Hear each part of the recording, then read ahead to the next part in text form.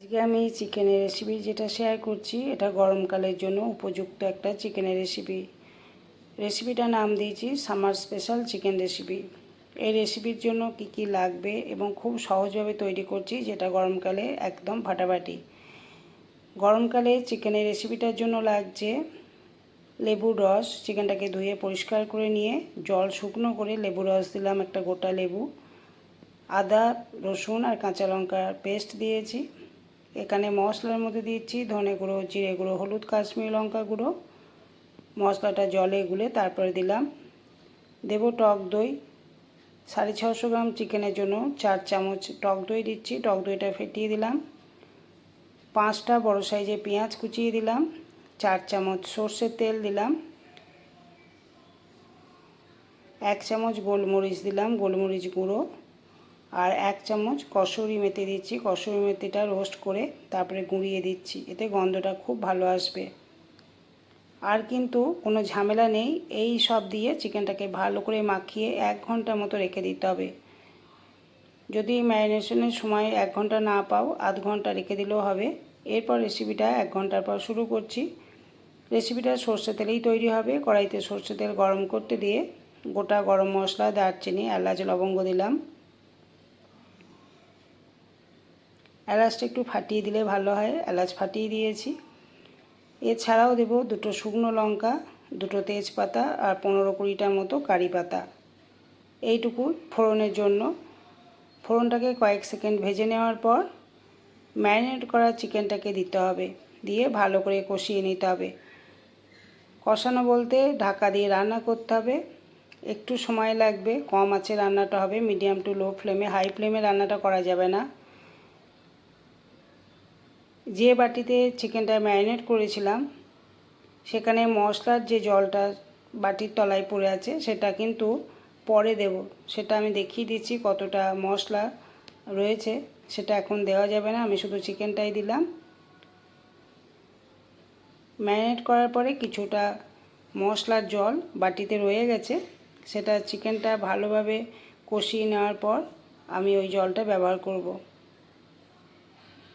এই দেখো, এই জলটা পরে দেব। যেহেতু চিকেন থেকে জল বেরোবে, সেই জন্য এখন কিছু করার দরকারও নেই, চিকেনটাকে ঢাকা দিয়ে রান্না করতে হবে। আমি 10 মিনিট পর ফিরে আসছি। 10 মিনিট পর আমি দেখাচ্ছি। দেখো চিকেন থেকে কতটা জল বেরিয়েছে। এখন কিন্তু ঢাকা দেওয়া যাবে না, এই জলটা শুকনো করে নেব। এই সময় আঁচটাকে একটু বাড়িয়ে দিয়ে জলটাকে শুকনো করে নেব। আর এই সময় এখানে কাঁচা লঙ্কা 3-4টে চিড়ে দিয়ে দেবো। পরিমাণ মতো নুন দিতে হবে, চিনি দিতে হবে। এই সময় নুন, চিনি আর কাঁচা লঙ্কাটা দিয়ে দিলে চিকেনের মধ্যে সব টেস্টটা ভালোভাবে ঢুকে যাবে।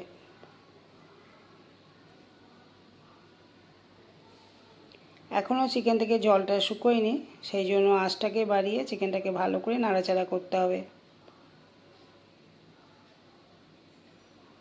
আমার চ্যানেল মুনমুনস ভিডিও অ্যান্ড শর্টসে তোমাদেরকে স্বাগত। গরমকালে চিকেনের রেসিপিটা যদি তোমাদের পছন্দ হয়, ভিডিও শেষে একটা লাইক এবং কমেন্ট করো। তোমাদের একটা লাইক আমাদের নেক্সট রেসিপি বানাতে অনেক উৎসাহ দেয়। লাইক এবং কমেন্ট অবশ্যই করবে।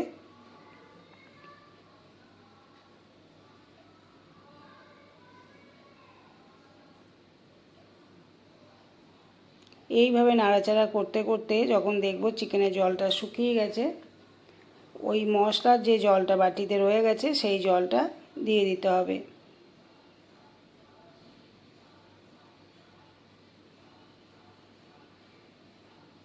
এই সময় দেখো এই মশলার জলটাকে দিয়ে দিলাম।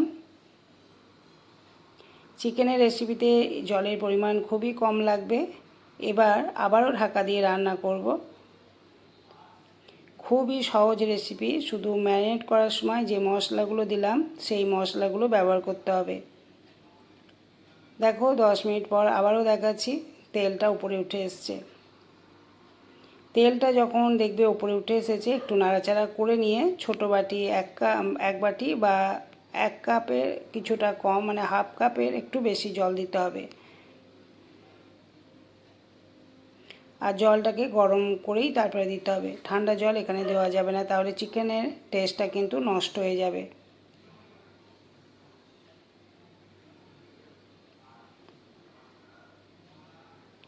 এখানে আমি গরম জল ব্যবহার করলাম।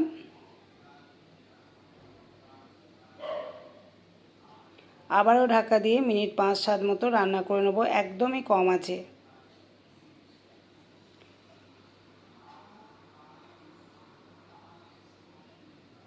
পাঁচ মিনিট পর তোমাদেরকে আবার দেখাচ্ছি চিকেনটা কোন অবস্থায় এসছে। দেখো, এটা 5 মিনিট পর দেখালাম, কত সুন্দর কালারটা এসছে। এই রেসিপিতে আমি কোনো মশলা ভালো করে তেলে কষাইনি, পেঁয়াজ ভাজিনি, যেভাবে তৈরি করলাম রেসিপিটা তোমরা বাড়িতে এইভাবে তৈরি করবে, খেতে খুবই সুন্দর হয়েছে। আর যদি রেসিপি পছন্দ হয় একটা লাইক এবং কমেন্ট করো। সবশেষে কিছুটা ধনেপাতা ছড়িয়ে দিয়ে ভালোভাবে মিশিয়ে দিয়ে ঢাকা দিয়ে রেখে দেবো। ঠান্ডা হয়ে গেলে এর কালারটা কেমন এসছে সেটাও তোমাদের দেখিয়ে দিচ্ছি।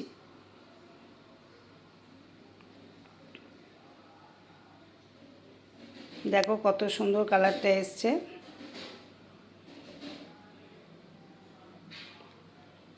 গ্রেভিটা অনেকটা কমে গেছে আর ঠান্ডা হওয়ার পর এইরকম অবস্থা এসছে।